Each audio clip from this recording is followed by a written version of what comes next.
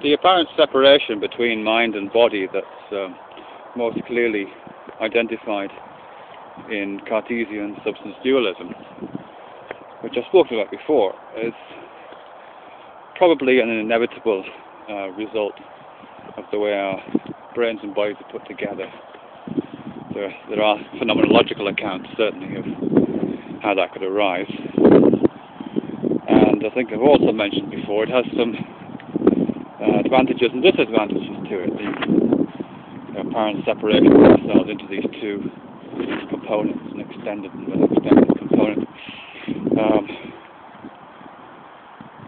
As I mentioned, one of the advantages is that it allows us to conceive of our minds detached in some way from our body, possibly completely detached. It isn't to say they can be detached, but we can conceive of the possibility. And of course that's firmly embedded within many religious practices in the form of and supernatural practices, from astral travelling to the survival of the soul after death, those kind of things. They all rely on this idea that we have a separation between mind and body, or soul and body, something like that. As I think I've already mentioned elsewhere, there's an advantage of that, or a facility that separation provides us with, is the facility to change something of the location and the size of this entity that we identify with, into the mind, if you like. We often think of the mind as sort of, well, actually I've spoken to a few people about this, and people tend to think of it about the size of a grapefruit, somewhere behind their head, behind their eyes. But it could be the size of our bodies. Sometimes we imagine ourselves, our minds, as somehow inside of our bodies, particularly when we're under threat. And sometimes we can imagine our minds as being out there, outside of our bodies. And when I say imagine, I don't mean that we necessarily consciously think in those terms. We just act as if that's where we were.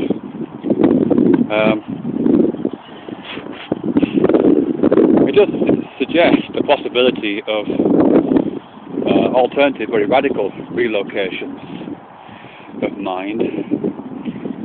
Perhaps there are some training programs already in place which allow that, and if there are, perhaps some to be developed.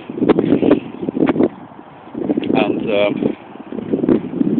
perhaps a sense in which this idea of mind, which I think would have to be attached to something. I don't think mind can be completely free-floating, but this idea of self-identification, the self-concept, the idea of mind, if you like, could be strategically attached to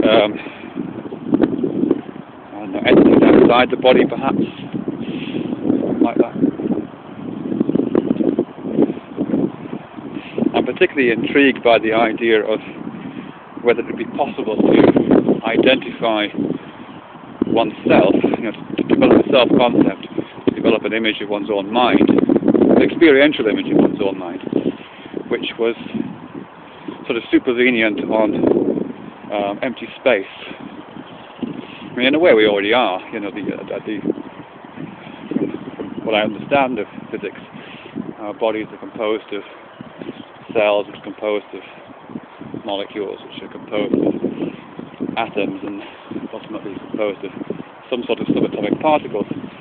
But at the sort of ultimate extent, those particles aren't matter at all. They're kind of geometry, if you like, I guess. So we, in a sense, we're already identifying with space, albeit highly organized and physically constructed space. But I quite like the idea of forming an identification, or forming a self-concept which attaches itself to a broader understanding of space. And this already features a little bit in, I'm trying to think of the name of this person. I think she's called Susan Blackstone, but I might be wrong on that. And she wrote a little book called The Enlightenment Process, which, I don't get on with terribly well, but I did a workshop with her once, and I have read the book. And one of the things that she suggests, or some of the meditations, I guess they are, that she takes you through, seem to be aimed at this idea that one can somehow inhabit the space around oneself, around one's body, and then form a kind of attachment, a supervenience, so that the self is there, really, in the space, not locked inside the bony box on top of your neck. I think there's also something of that in some Buddhist traditions. I was certainly given a short leaflet once by a Buddhist woman called Knowing Space. I can't lay hands on it right now, so I don't even remember who wrote it. But that had a similar idea that developing an awareness of space, and just noticing the space around you, paying attention to it, seeing the space between the trees as well as the trees themselves, seeing the space between the top of that hedge over there and the lowest level of that cloud, trying to develop a particularly acute relationship, active relationship to space, is perhaps one way of anticipating some kind of process where one's self-concept is not simply attached to the very organized space that forms the body, but also extends outside of the body strategically. I'm not arguing for some sort of weird mental field, by the way. I'm aware that this is starting to sound to myself a little bit like pseudoscience and mysticism. What I'm really arguing for, I guess, or trying to develop a case for, is a use for the embodied Cartesian dualism, which seems to be just part of the human condition,